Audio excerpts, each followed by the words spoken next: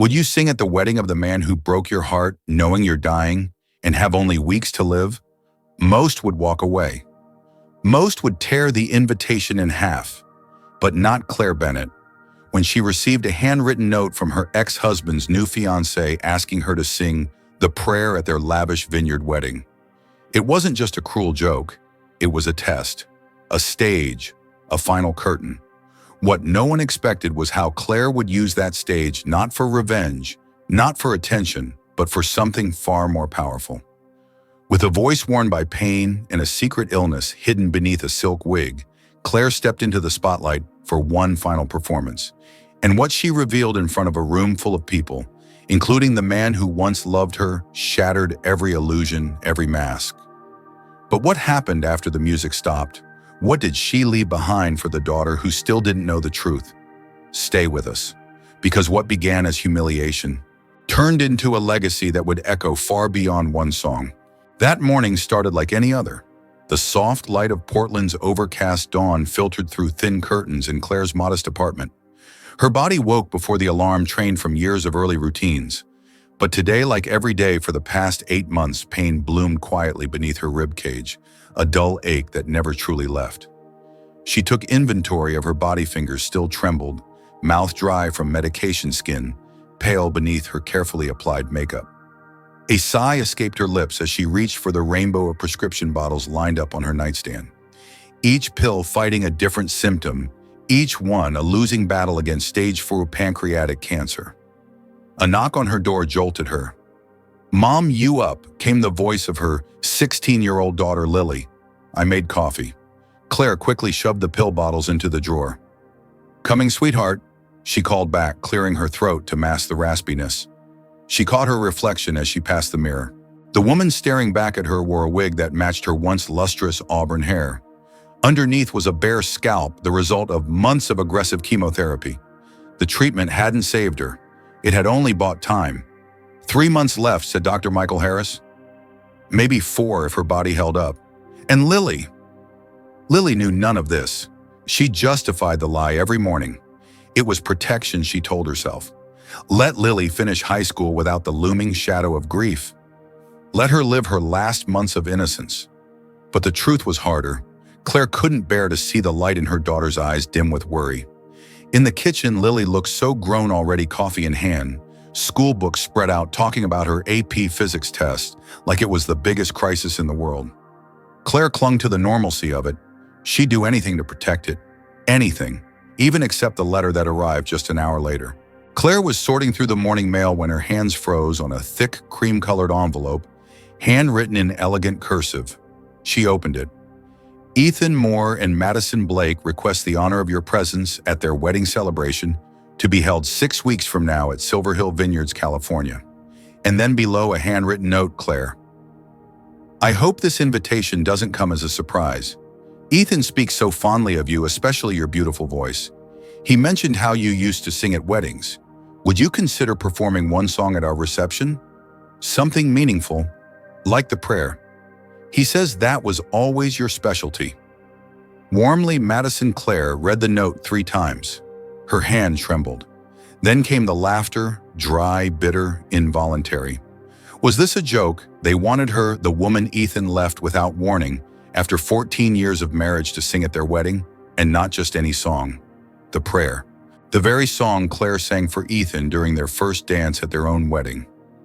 Rachel Dawson, Claire's best friend, and the only person who knew about the cancer, stormed into the apartment later that day, lunch in hand. Claire showed her the invitation. This is psychological warfare, Rachel said flatly. She's marking her territory. It's humiliating. Claire didn't answer right away. She looked down at the invitation again. Something stirred inside her. Not rage, not even grief. Something deeper. She's expecting me to say no, Claire murmured. Because of course you should, Rachel said. Claire, come on, you're not strong enough to play along with their twisted little pageant. And what about Lily? You collapse on stage in front of the whole vineyard. And then what? Claire's voice was quiet. Lily's never heard me sing. Not really. She was too young to remember. Then record something. Make her an album. Don't humiliate yourself at that parade of betrayal. But Claire wasn't hearing Rachel anymore. She walked into the back room of Maple and Main Music Shop, her quiet refuge. She sat at the piano she'd taught hundreds of kids to play on, let her fingers hover over the keys and sang. Her voice cracked, faltered, but it was still there. A little weathered, a little softer, but still hers. Later that night, Claire made a decision. She picked up her phone and scrolled through her saved contacts. There it was, RSVP number. Her finger hovered, then tapped. A message box opened. I'll be there, and yes, I'll sing. That should have been the end of it, but fate had one more blow to land. The next day, Claire stopped by the clinic to pick up updated prescriptions. While waiting, the receptionist handed her a misplaced envelope. It was meant for Ethan Moore, his name printed on the front in bold. The system had glitched, and someone filed his medical scans under her records due to their previously shared insurance account. Claire almost gave it back unopened, but curiosity, or maybe instinct, made her peek. It was dated almost 2 years ago, 6 months before Ethan left her.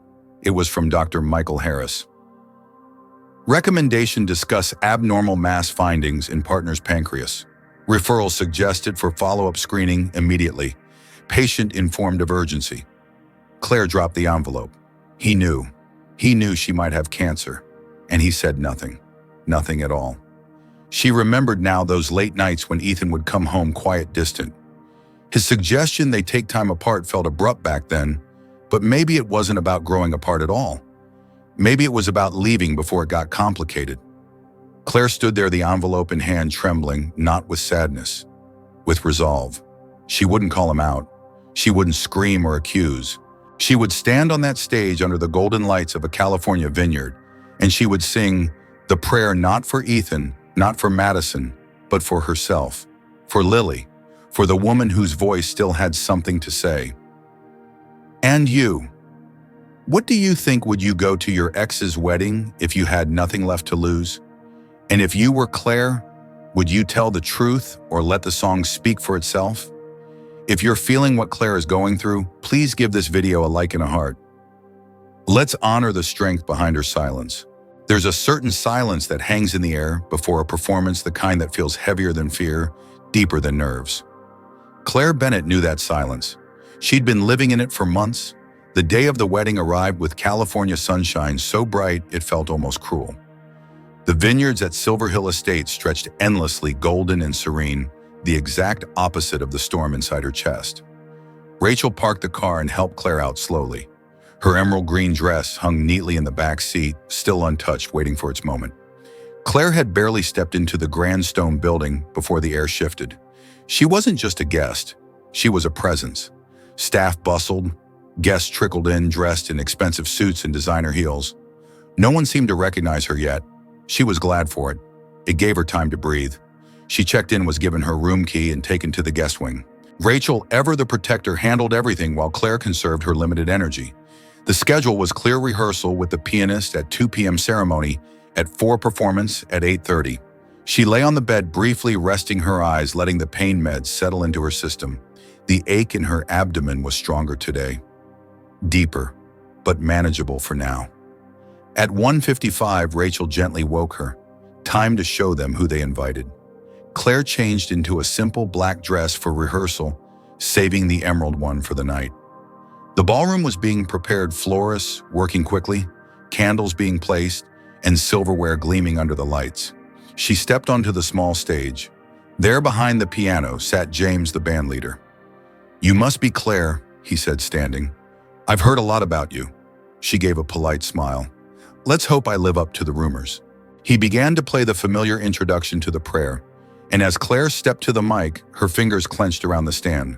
Her voice trembled, at first fragile, but still there. With each note, her confidence grew. She could feel the song filling her chest like breath itself. But then, just before the final crescendo, something inside her slipped. A flash of dizziness. Her stomach clenched. The edges of her vision darkened. She caught herself quickly and pushed through to the end. When she finished, the room, though mostly empty, felt breathless. James stared, stunned. So did several staff members who had paused mid-step. That he whispered was unbelievable. Claire forced a smile. "Let's hope I can hold it together tonight." Back in the room, Rachel handed her a glass of water and watched her friend closely. That stumble wasn't nothing. Claire waved it off. It's just adrenaline. I'll be fine. You don't have to prove anything to anyone, Claire. Yes, I do, she replied, eyes locked on her reflection in the mirror. To myself. By evening, the estate transformed. Golden lights twinkled across the vineyard. Music drifted across the hills. Claire changed into the emerald dress, sliding in the matching earrings Rachel had gifted her. You look like royalty, Rachel whispered. Like a woman with something to say. I am. At the reception, Claire and Rachel sat at a quiet table near the back. She took small sips of water. Across the room, Ethan Moore looked over briefly and did a double take. His eyes widened. He hadn't expected this. Not her. Not like this. He approached a few minutes later, forced smile in place. Claire, you look stunning. She nodded. Congratulations. It was a lovely ceremony. Thank you for agreeing to sing. Madison, wasn't sure you'd say yes. Claire gave a gentle smile. Neither was I. Before Ethan could reply, Madison Blake walked up. She wore a bridal glow, but her eyes were calculating. So glad you're here, she said smoothly. It's rare to have an ex-wife at the party, let alone performing. You really are something. Claire's response was calm. It's a unique night for all of us. Then Madison leaned in, lowering her voice. Just so you know, if this is some kind of sympathy stunt, it won't work. David and I. You mean Ethan? Claire corrected, her tone icy. Madison blinked, flustered for the first time. But before another word could be exchanged, the band started to shift. James looked her way from the stage and gave a subtle nod. Madison's voice rang through the speakers. Before we begin speeches, we have something special. Please welcome Claire Bennett, Ethan's former wife and a once-renowned wedding singer. Whispers surged like wind across the room. Claire stood. As she walked to the stage, something unexpected happened. An elderly woman stood from the front table, a silver-haired guest in a navy gown. Claire, she said softly. Claire stopped, eyes narrowing. It was Ethan's grandmother, whom she hadn't seen in years. You were always the one with grace, the woman said, just loud enough for the nearest tables to hear. I never stopped wishing you were still part of our family. Claire smiled faintly, the words burning into her heart. Then she stepped onto the stage. The lights hit her just right. Her emerald dress shimmered. James played the opening chords. And then Claire sang. Her voice, weathered, aching but haunting, cut through the air. The guests fell into stunned silence. Even the servers froze mid-step. She sang like it was her last breath, because it just might be. But just before the final verse, her knees wobbled. A wave of weakness surged. Her grip tightened on the mic. And then she did something no one expected. She let go of the mic stand, and slowly, without a word, removed her wig. Gasps echoed across the room. There she stood, bald, thin, vulnerable, and yet more powerful than she had ever been. Her voice did not break. It soared. And as she finished the final line, tears streamed down her cheeks, unhidden, her truth now fully visible. The last note faded. Silence gripped the vineyard. Then someone clapped. Then another. And then the entire room rose to their feet. If you're still here, thank you for staying with Claire through this moment of raw courage. We know we paused right when everything was rising, but the most emotional part is yet to come. Would you have had the strength to stand up and sing if you were in Claire's place? Do you think Madison truly intended to humiliate Claire, or was she testing her own insecurities? If you felt even an ounce of what Claire felt tonight, please tap like and leave a heart. Let's honor the bravery of choosing truth, even when it shakes the room.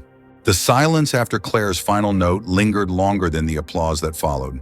For a moment, she just stood there on stage, vulnerable, and exposed her secret, no longer hidden beneath silken wigs, her voice no longer restrained by shame or fear.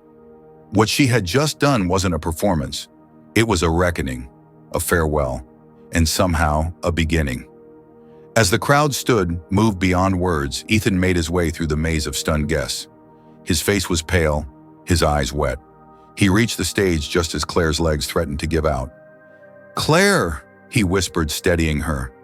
"How long have you known?" She barely had the strength to answer. 6 months. I didn't tell anyone. I didn't want pity. I just wanted One last moment. Ethan helped her into a nearby chair. Kneeling beside her, he was no longer the man who had walked away. In that moment, he was simply a man realizing the gravity of what he had lost. "I should have seen it," he murmured. "I should have." Claire gently cut him off. "It's not about what you missed, Ethan. It's about what I chose. I chose to live the time I had left on my terms." A hush fell again as Madison stepped toward them, her wedding veil now draped over one shoulder forgotten. For once, there was no edge in her tone, only stunned sincerity. "I didn't know," she said. I thought you were trying to upstage me." Claire looked at her. "No, I just wanted my daughter to know I never stopped being her mother, even when I was afraid, even when I was dying." Madison nodded, then reached out hesitantly. "Thank you for what you gave us tonight. It was unforgettable." Rachel appeared a moment later, taking Claire's hand, her face tight with worry, but full of pride. "She needs to rest," she said, guiding her away from the stage. "She's done enough for one lifetime." Back in her room, Claire collapsed onto the bed. The adrenaline was fading, and the pain crept back in with a vengeance. Yet in the quiet, her heart felt lighter than it had in months. The next morning, the sun rose over the vineyard as though nothing extraordinary had happened. But inside room 212, Claire was already up dressed, simply her head uncovered. No more pretending. When Ethan knocked at 10 sharp, he carried 2 cups of coffee, just how she liked it. Cream, no sugar. She smiled at the familiarity. They sat together in silence for a moment, sipping, not rushing the words. "I want to help Lily," Ethan said at last. "I know I'm not her father, but I was in her life for 8 years. I still care." Claire nodded. "She needs someone. And you're a piece of her past that doesn't have to disappear." "I'll be there," he promised. Claire reached into the drawer and handed him a letter. "Give this to her if I'm not the one who can. She deserves to know the whole story from both of us." He took it with trembling hands. Later that day, Rachel drove Claire home. Lily was still out working her shift at the bookstore, unaware of the transformation that had occurred the night before. Claire rested, breathing in the familiar scent of her home, the worn wood floors, the piano in the corner. When Lily came through the door at sunset, her bag over her shoulder and her hair tied back, she stopped cold. Claire sat in the living room, her bald head bare, her eyes gentle. "Mom," Lily whispered. "What's going on?" Claire patted the couch beside her. "Come sit. We need to talk." And there, with shaking hands and a steady voice, Claire told her everything. The diagnosis, the months she had kept the truth hidden, the recordings, the night before. Lily cried in her arms, then pulled back. "You sang at their wedding," why Claire smiled through her tears. "Because I needed to leave something behind.